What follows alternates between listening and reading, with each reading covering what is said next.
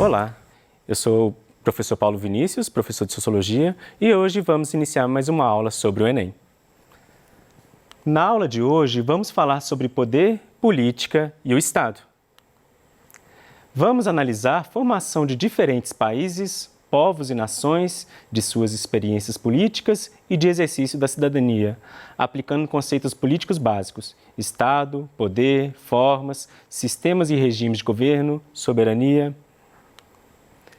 O tema dessa aula, Poder, Política e Estado, ele tem grande presença nas provas do Enem desde o seu início. Então, desde quando o Enem surgiu como um exame nacional para avaliar os estudantes do ensino médio, esses temas são recorrentes. Então, podemos dizer que o Enem, apesar de avaliar o nível de ensino dos estudantes, também busca compreender o nível de criticidade em relação aos temas abordados. Então, esses temas, poder, política e o Estado, eles estão ali não como uma mera coincidência, mas também como uma forma de avaliar como os estudantes que saem do ensino médio pensam criticamente a relação e as estruturas do Estado. Primeiro, nós precisamos entender que não podemos tratar Estado, país e nação como sinônimos. Então, o que será que significa cada um deles? Às vezes, nos nossos discursos, nós falamos de Estado brasileiro, do Brasil enquanto país e do próprio Brasil como uma nação, como se os três termos fossem sinônimos. Mas nós precisamos diferenciá-los para que tenhamos uma melhor clareza do que significa cada um. Dessa forma, poderemos aplicar o conceito no seu contexto adequado. O primeiro conceito, Estado.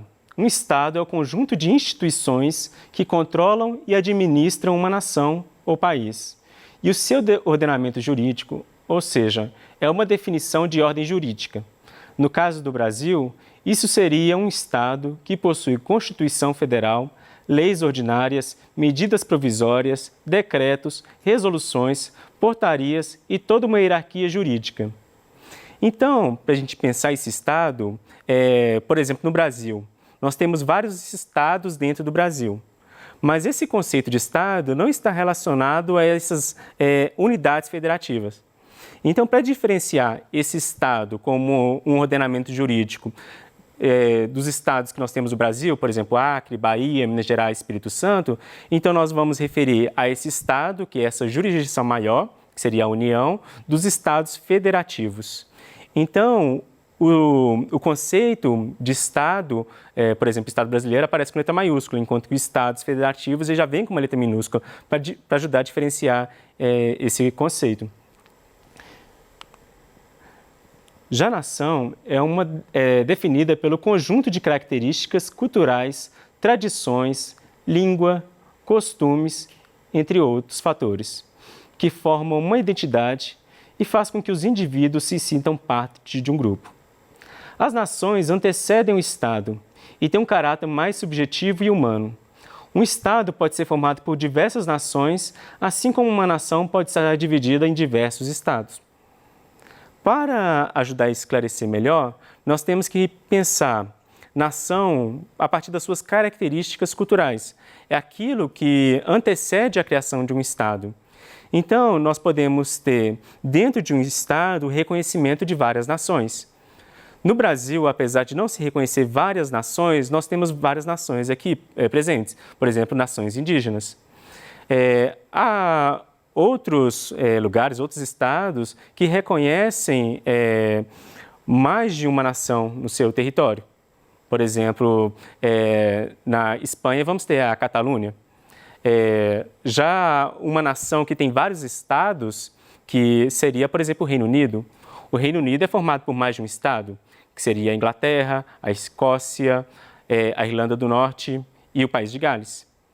Então, nós temos ali uma nação, algo que os identificam do aspecto cultural, que dá uma identidade para aqueles estados, e ali ele se reconhece como parte, por exemplo, do Reino Unido.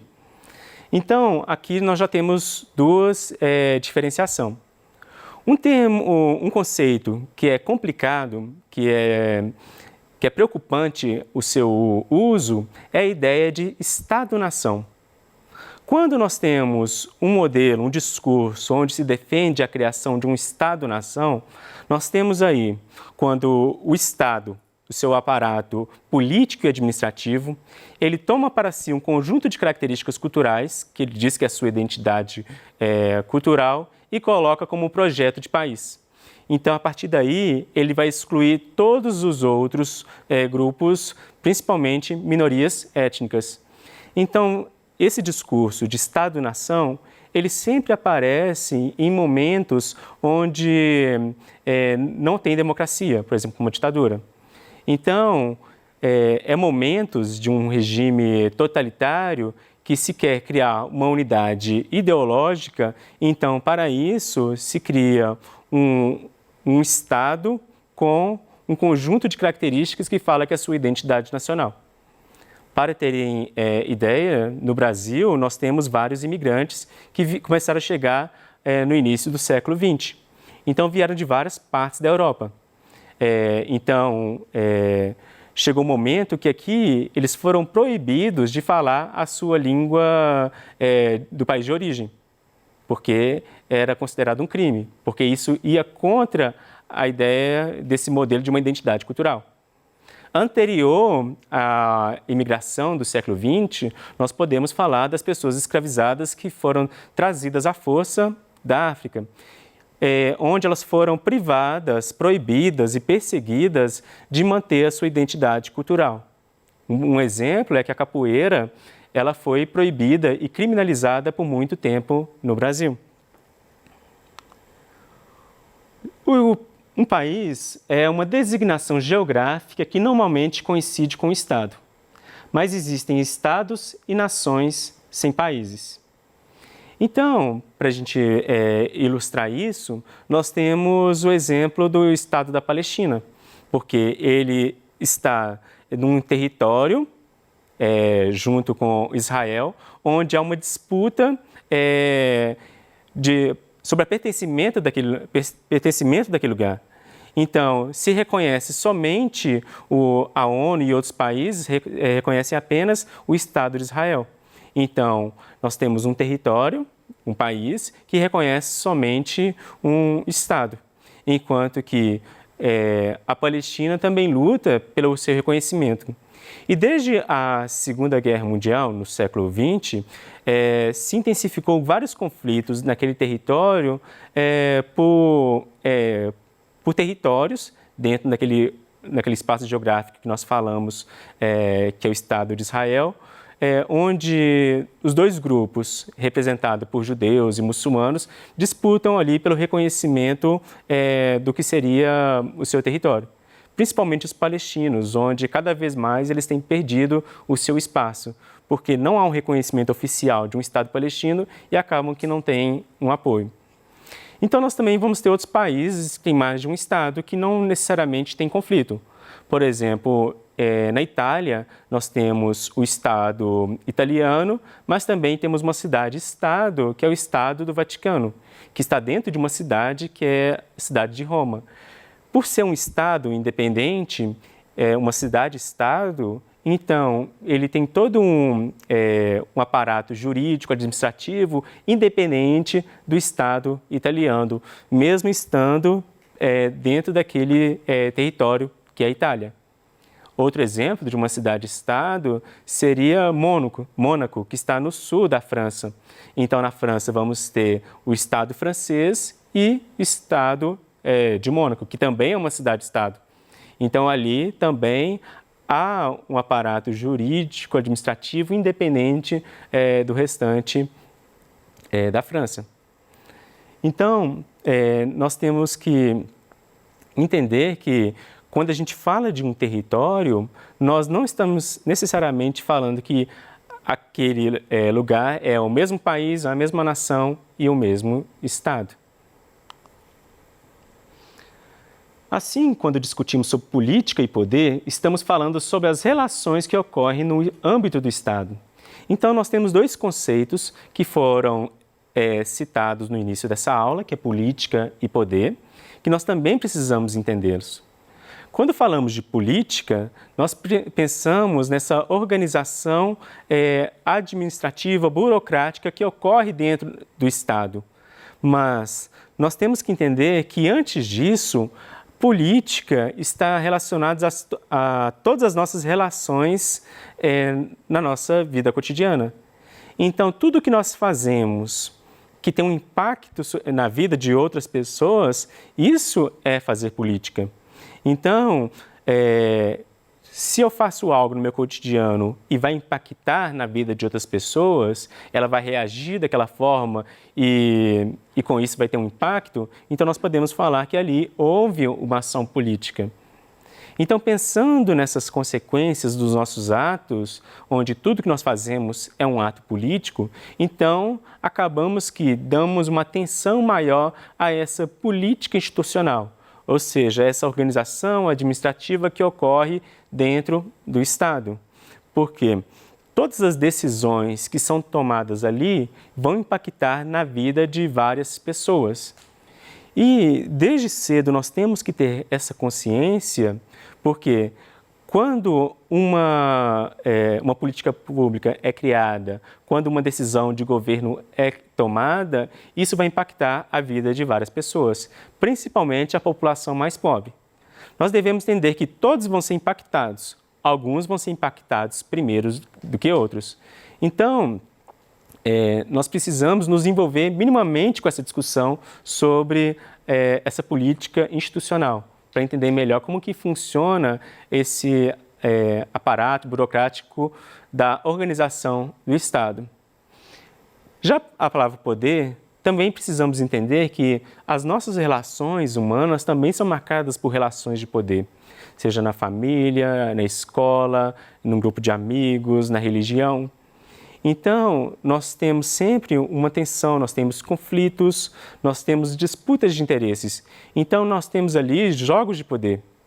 Então, quando nós temos vários atores envolvidos, onde há uma disputa sobre as suas pautas, sobre as decisões, então nós temos ali uma representação de poder.